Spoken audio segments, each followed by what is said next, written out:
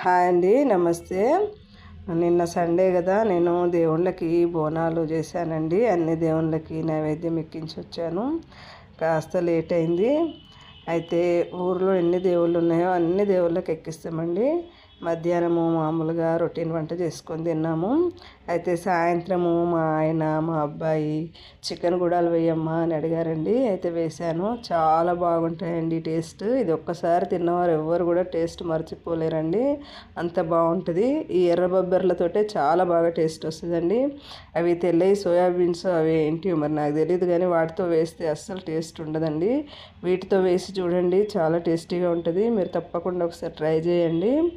అలాగే మీరు మా వీడియో ఫస్ట్ టైం చూసేవారు సబ్స్క్రైబ్ చేసుకోండి, ఒక లైక్ చేయండి.